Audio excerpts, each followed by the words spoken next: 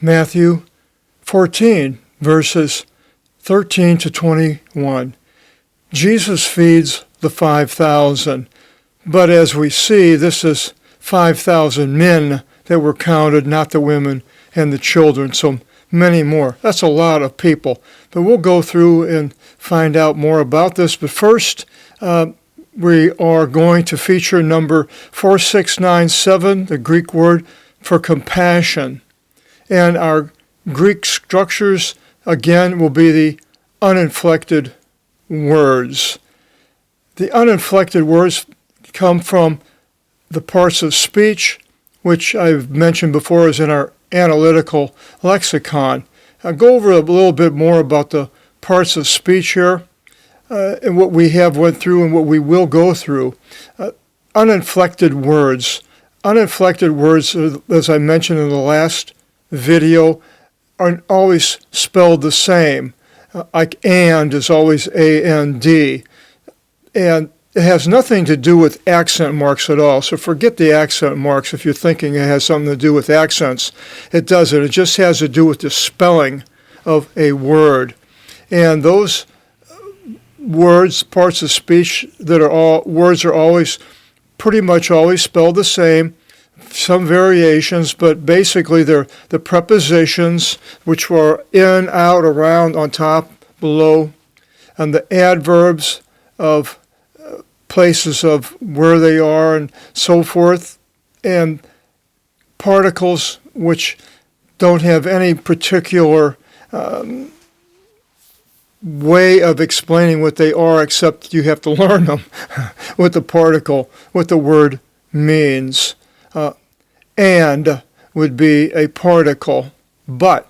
So you have to know what and means. And is continuation. But is kind of like, well, it could be one way or the other. So forth. You have to just learn those as you do in English. But they're pretty easy because they're repeated so many times. Those are all uninflected. So those words under those three classifications are, the words are always spelled the same. The inflected words are words that are that change the spelling depending on certain things. And under the inflected words are, and I put them in certain type of a classification here, first nouns, pronouns, and adjectives, and articles which are actually an adjective. A noun is like the red car would be the noun. Pronoun, and you would say it went fast, and it would be the pronoun, and fast would be an adjective. The car is an article modifying that this is a certain car. It's not a car, but the car. And all of these have, under what we call declensions, which when spelling changes basically between, for the case, number, and gender. The nominative case, genitive, dative, and accusative, singular, plural, masculine, feminine, and neuter. Now the verb is a word that when you say to do something, then that would be to run, to fall, to jump. And they are conjugated. They're under conjugation, and they have tense, voice, mood, person, number, which we haven't went into yet. We did go into the nouns, pronouns, and adjectives and articles, but we have not went into the verbs, so we'll hold all this off till later. And then under the verbs are participles, which are verbal adjectives, and they have a gender, number, case, tense, and voice, a little bit more. And then there is the infinitive, that means to. When it actually is to go, that would be the infinitive, and they consider that a verbal noun, and we'll go into that a little bit later, and it has what's called tense and voice. And the last is uninflected and inflected, and those are numerals. Some of them are inflected, and some of them are not, and we'll get into numerals probably last. So I just wanted to point out the parts of speech so you know where we stand. We've done the prepositions, adverbs, particles, nouns, pronouns, adjectives, articles, and that's it. Now going back to our text. In verse 13 it begins, K akousos o Isus, and having heard, Jesus having heard, anachorison, akethan, in plio is erimon topon kat idion. He withdrew from there in a boat into a desolate place. Now, what did he hear? It doesn't say. He might have heard a bunch of people are coming or something, and he goes and wants to be by himself, and so he withdraws. Now, this is my conjecture, so he goes to where he can go into a desolate place. Akethan is from there. That's an adverb, and here is a particle. And then prepositions en and is and kata. But it's followed by a iota, so the alpha is deleted, and we have katidion. Katidion. That's how you would pronounce it if you're in Greece. I'm not that good at it, so I say katidion, but they would have something like katidion, like it's one word. So now we see him going into a desolate place in private. And ke akousantes, and hearing, e okli, ekoluthison avto, pezi, apo, ton, poion. Now he was in a boat, so it means he's on the Sea of Galilee, probably there in Capernaum, gets in the boat to go to another place. People watch where he's going, and they hear and where he's going, and they follow him on foot. Now, it says quite a lot for a man that will have at least 5,000 more, maybe 10,000 people walking on foot. They weren't riding donkeys. The camels are in carts, motorcycles, automobiles. They're all going on foot to hear this man and more. In verse 14, ke exelthon, and having come forth, Isus ide polin oklon. And Jesus coming forth, where we were getting off the boat or something, he probably was looking at the hill, and here's all these thousands of people coming across the hill towards him. He sees it, and ke esplanchnisti ep aftis, and he was moved with compassion over them. Moved with compassion. Oh, that's a wonderful thing that God has for us, is compassion. This word only appears 12 times in the New Testament only. Many places was over the multitude, having compassion over them.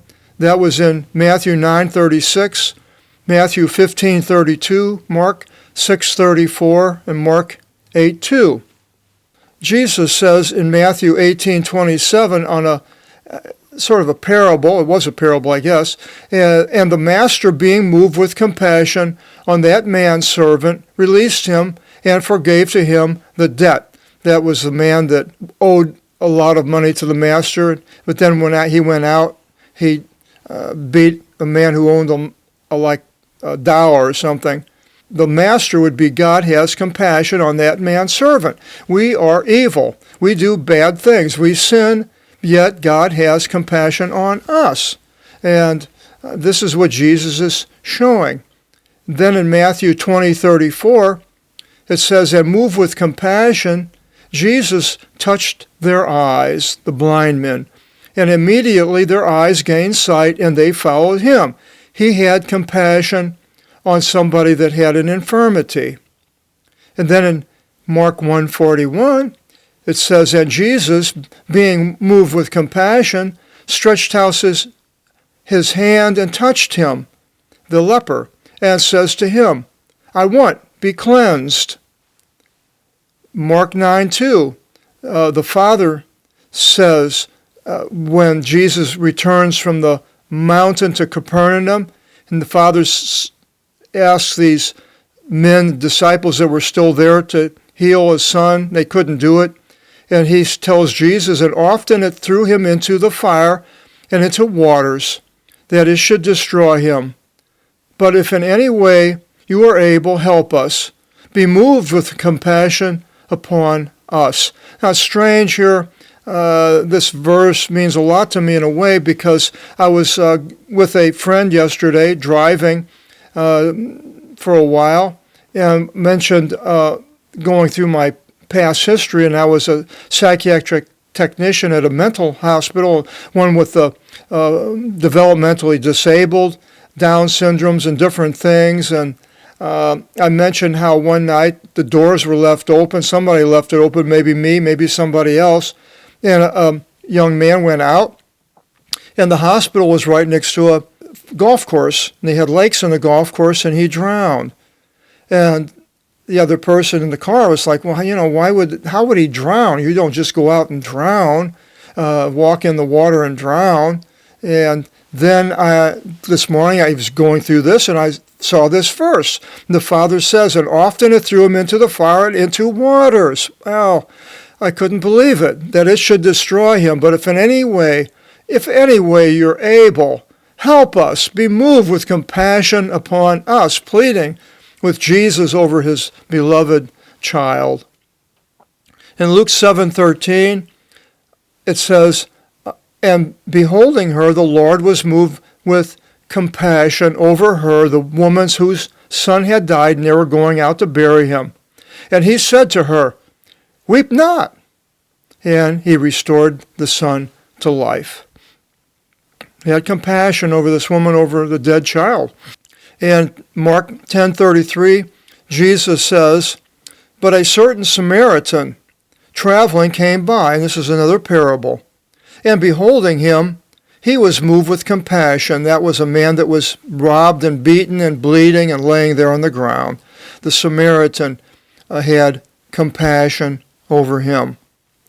In Luke 15:20, the prodigal son, it says, and this is another parable, and still he being far at a distance, his father beheld him, and was moved with compassion, and running fell upon his neck and kissed him. Compassion. God sees in the future and on us, and he has compassion on us now, even though we may not deserve it. We may have all kinds of reasons for not having compassion. We have difficulty having compassion on certain types of situations. People that are homeless, you see them laying all over the streets in big cities, and a lot of them are onto drugs, and they're all over now in the United States. And a lot of people, they want to get rid of them. They don't have compassion on them. They just want to solve the problem of these things that the homeless people bring with them, with drugs and everything, and you can understand that. But because of that, the compassion is few and far between. There are some places that do have compassion. I volunteered in a rescue mission in the mid-'70s, and the rescue mission had compassion on people that were just getting out of prison, or people that lost their jobs or lost their loved one or divorced, and all sorts of things. And these people would get together in the rescue mission and do what they could to show compassion on people that needed compassion. And people that are drug addicted, it's like, I'm not going to give him any money or help him. He's just going to go out and spend the money on drugs, which he probably will. So it's hard to have compassion on that. Or somebody who has made a bad mistake in their life and they have caused their own downfall. They may have been really mean to their wife, and the wife ends up divorcing them. And you're thinking, well, that guy deserved what he got. There's no compassion because he deserves what he gets. So, compassion is almost non-existent in that way. But yet God does, even though we do divorce and do something bad.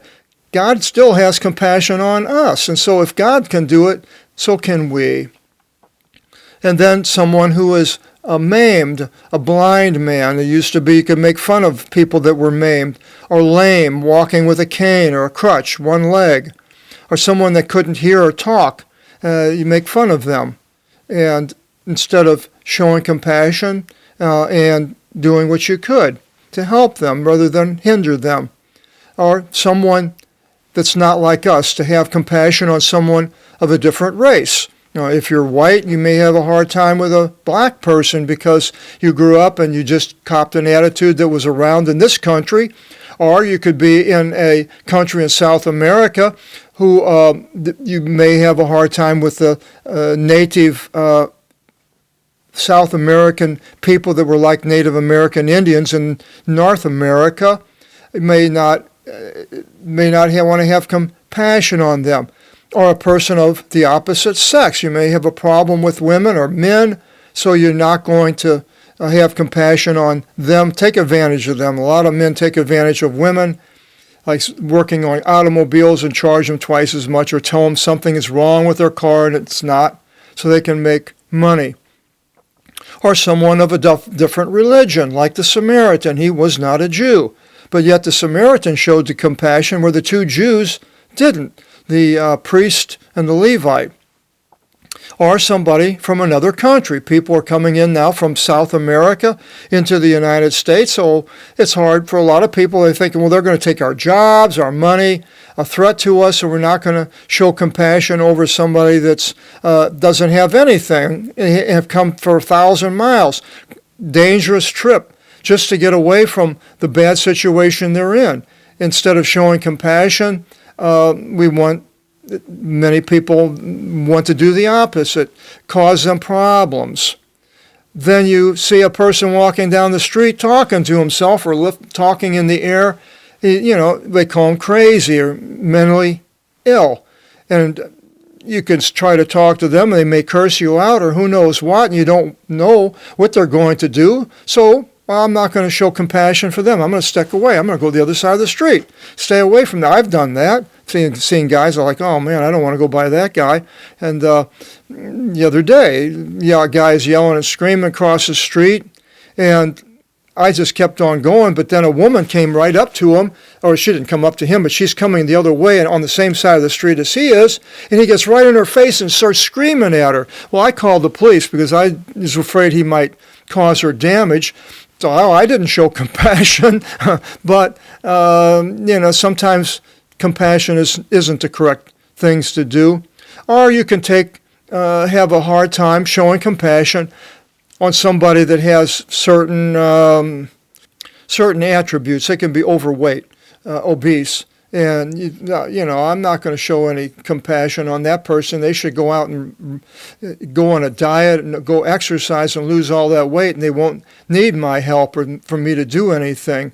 Or somebody that has sores on their body, and it's like, oh yeah, that person's just really yucky looking and terrible, like the person with leprosy. But Jesus touched him, didn't he? He became unclean Levitically, but healed the man, so he didn't become unclean. So all these things, Jesus shows compassion. He was moved with compassion over them, and he cured their ill ones. Cured, 23:23. In the Old Testament, we see this word 23:23 with the English translation attend instead of curing. Attending somebody and curing somebody, it depends on the context. So many Greek words do, because of the English way we speak is different. So it takes a different English word. In Proverbs 19:6, it says, many attend to the persons of a king. Many people attend to a king. They don't cure the king. But in the New Testament, it's mostly cured, has to do with Jesus. Jesus cured the demon-possessed that was acting lunatic in Matthew 4:24. And then he cured the demon-possessed, blind, and mute in Matthew 12:22. He cured ones of diseases and infirmities in Matthew 9:35. And he healed the lame, blind, mutes, and cripples in Matthew 15:30. He healed ones with various diseases, Matthew 1:34 and Luke 4:40. He cured ones with unclean spirits, Luke 6:18. He cured ones of scourges and evil spirits in Luke 7:21. He cured a woman with a flow of blood in Luke 8:43. So he's now curing all these people, ones there. I don't know if there was any that weren't cured, and if there was, over 5,000 men, let's say 7,000 with the women and children, that's a lot of people. And curing all of these, because then it says evening having become. So all day he's curing. 14:15, opsias they genomenes prosilthon avto I mathite avtu. And then there came forward to him his disciples, legontus, and they come there and they're tired all day long. They're doing these, telling people where to go, get in line, and this, and just wore them out. They were just really tired. And so what do? It says, saying, legontus, erimos estin o topos, the place is desolate, kei ora idi parilthan, and the hour already went by. It's getting late, Jesus. Apolison tus oklus, dismiss the multitudes, in the imperative. So we see they're saying it in the imperative. They are telling Jesus what to do. Dismiss the multitudes, Jesus. What are you doing? Dismiss them. Ina apelthontes istas homus agorasosin iaftis bromata. That having gone into the towns, they should buy for themselves food. They don't have enough food to eat. You got to do something, get rid of this, get these people out of here, get them so they can go get something to eat. Telling Jesus what to do. They Isus ipanaftis, but Jesus said to them, Ukrian ekusin apelthin? Not a need do they have to go forth. Thote avtis imis fagin. You give to them yourselves something to eat. You give them something to eat. And they're like, what is he talking about? In 17, ide legusin avto, and they say to him, imi pente ortus ke dio ichthias. We do not have here except for 5 breads and 2 fishes. What's that? They ipe ferete me avtus odi. And he said to them, bring them to me here. Odi and uk are adverbs. The particle. Okay, so bring them here. Ke kelevsas tus oklus anaklythine epi tus hortus. So the people may have been starting to go because they're hearing these disciples complaining that they need to go and get food. And so you could see them all starting to turn around and leave. And all of a sudden, whoop, hey, come back here, all yous come back here, come back. And so what do they do? Okay, kelevsas tus oklus anaklythine epi tus hortus, and having bid the multitudes to lie down upon the grass. And it says in another place where in 50s and 50s, and there are groups of people. They could count them. And so lie down upon the grass, a preposition there, upon grass, hortus. We get horticulture comes from that word. Oklophobia, oklus. I haven't underlined or highlighted all these with the derivatives like I did in our seminars going through the whole Bible. I haven't done that, probably won't in the New Testament. I'll just bring the words out when I see them. It continues, ke lavon tus pente artus, ke tus dio ichthias, and having taken the 5 breads and the 2 fishes, so he takes all this, anavlepsas is ton uranon, and then looked up into the heaven, and he blessed. I generally don't look up in heaven when I bless. When I pray to the Lord, I generally look down. I don't know why, but he did. He looks up. Father. And down, that's probably Satan.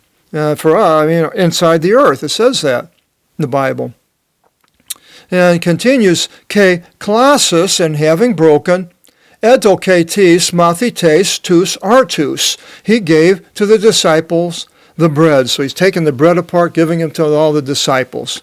O they mathite tis oklis, and the disciples to the multitudes. So having blessed is saying good words. Ev is epsilon. Epsilon means good. Logi has to do with saying words, saying good sayings, good words, blessing. Appears hundreds of times in the Bible. But in Matthew 25:34, it says, Then the king shall say to the ones on his right, Come, O ones being blessed of my Father, inherit the kingdom being prepared for you from the founding of the world. The blessing of us by God is inheritance of the kingdom that has been prepared for me and has been prepared for you from the beginning or the founding of the earth. As soon as the earth was founded, God knows what everything that he had planned. It's like if I'm going to build a house, well, I know what the house is going to look like and everything. It's all planned out.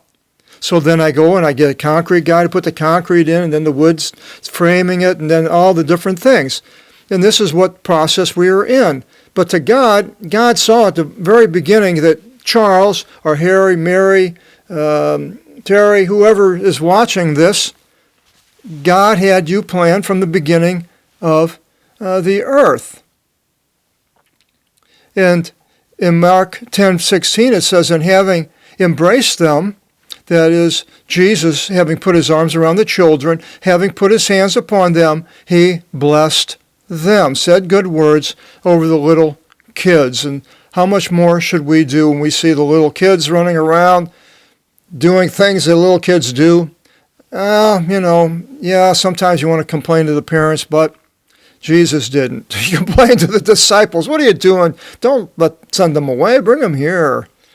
And Mary was blessed, it says in Luke 1:28, by both God and then Elizabeth a little bit later when Mary visited her.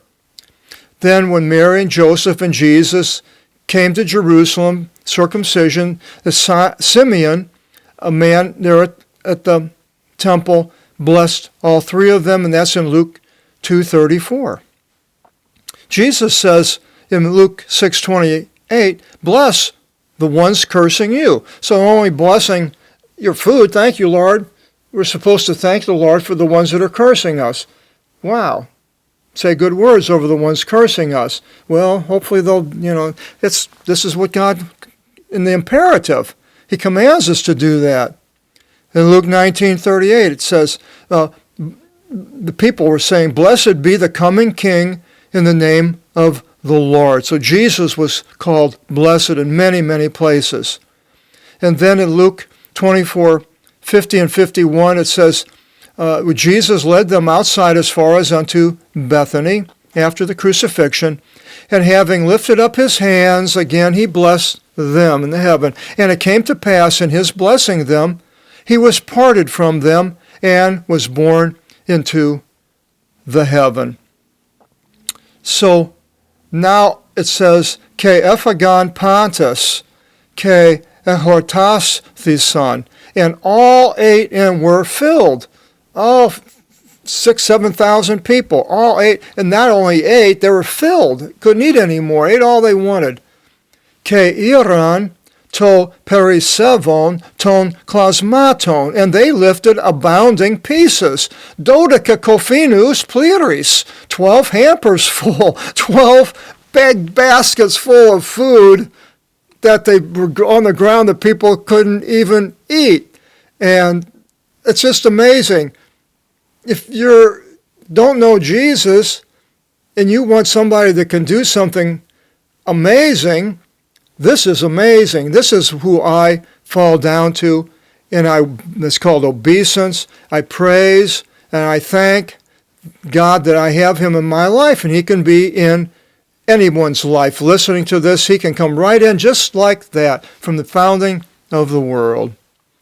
And it finishes in 21, Ide esthiontas isen andres osi pentakiskilii horis ginekon ke paithion. Now the ones having eaten were about 5,000 men, apart from women and children. And now this Pentakiskele, that is a numeral which we're going to go through later.